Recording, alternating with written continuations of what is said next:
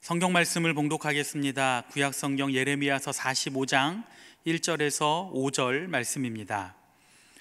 유다의 요시야 왕의 아들 여호야김 넷째 해에 네리야의 아들 바룩이 예레미야가 불러주는 대로 이 모든 말을 책에 기록하니라.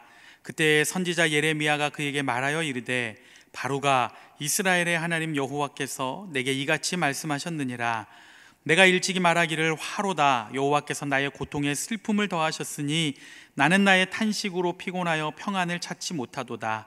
너는 그에게 이르라. 여호와께서 이와 같이 말씀하시기를, 보라, 나는 내가 세운 것을 헐기도 하며 내가 심은 것을 뽑기도 하나니 온 땅에 그리하기거늘. 내가 너를 위하여 큰 일을 찾느냐? 그것을 찾지 말라. 보라, 내가 모든 육체에 재난을 내리리라. 그러나 내가 가는 모든 곳에서는 내가 너에게 내 생명을 노량물 주듯 하리라. 여호와의 말씀이니라. 아멘. 예레미야서 45장은 그 기록된 시기가 1절에 나옵니다. 유다의 요시야 왕의 아들 여호야김 넷째 해. 우리가 그동안 앞에서 살펴본 내용은 시드기야 왕을 마지막으로 유다가 바벨론에 멸망한 후에 포로로 끌려가지 않고 남은 백성들이 애굽으로 피난을 가고, 하나님은 그것을 반대하시고, 그래서 책망과 경고와 심판이 계속해서 선포되는 것이었습니다. 그런데 갑자기 45장에서는 그보다 한참 전의 시대를 거슬러 올라가서 선포된 말씀을 기록하고 있습니다. 학자들은 예레미야서 37장에서 45장이 예레미야의 두 번째 전기를 담고 있는데, 마지막 45장이 어울리지 않는 위치에 놓인 것은 일종의 부록과 같다고 이야기합니다. 여호야김 왕이 나라를 다스린 지 4년째 되던 어느 날, 바룩은 예레미야가 선포한 하나님의 말씀을 전부 두루마리 책에 받아 적습니다. 그리고 예레미야를 대신해서 성전에 들어가 하나님의 말씀을 그대로 읽습니다. 그런데 얼마 뒤 왕이 하나님의 말씀이 기록된 두루마리 책을 가져다가 불에 태워버립니다. 그 무렵 하나님께서는 다시 예레미야에게 말씀을 주시면서 왕이 불태운 내용을 그대로 기록하고 여호야김에 대한 예언을 주십니다. 이런 상황 속에서 오늘 우리가 45장을 이해하면 2절에서 바룩아, 이스라엘의 하나님 여호와께서 내게 이같이 말씀하셨느니라 하는 구절이 이해가 됩니다.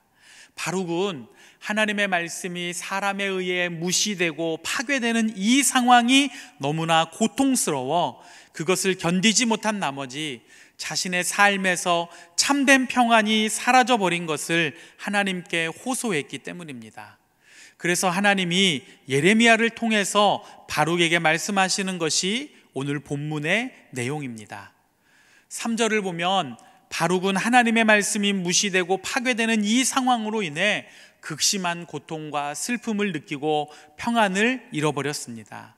이 표현들을 히브리어로 읽으면 육체적, 정신적 고통과 함께 기운이 빠져 아무것도 할 수 없는 탈진 상태에 이르렀고, 그의 영혼은 영적인 안식을 누릴 수 없는 상황이었습니다. 저는 바룩의 심리와 영적인 상태와 육체에 나타나는 현상들을 보면서 오늘날 우리에게는 과연 바룩과 같은 모습이 있는가 하는 생각을 하게 되었습니다. 여러분, 우리가 살고 있는 이 세상에서 하나님의 말씀이 존중받고 있습니까?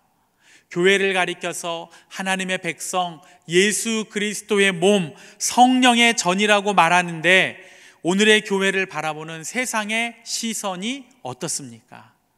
우리는 왜 바룩처럼 슬퍼하고 아파하고 견딜 수 없는 괴로움을 드러내지 못하는 것일까요?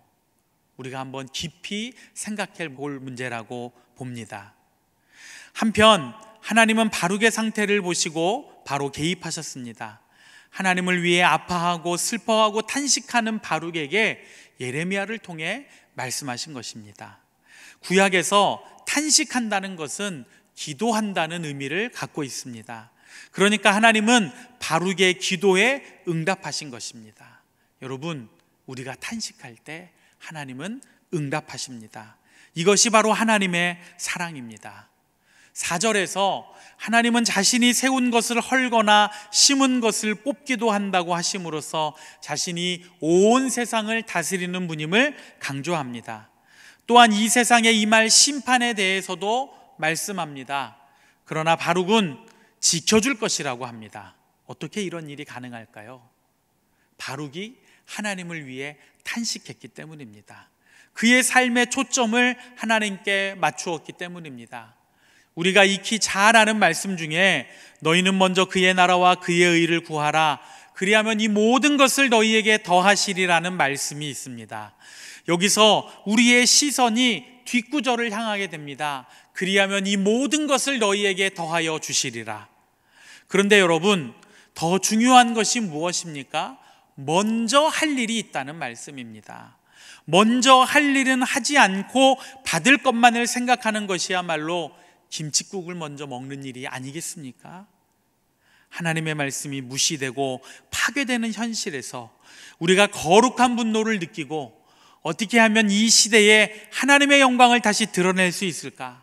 하나님의 영광이 나의 가정과 직장과 사업장에 나타나게 할 수 있을까를 고민할 때 하나님은 우리의 현실에 개입하실 것입니다.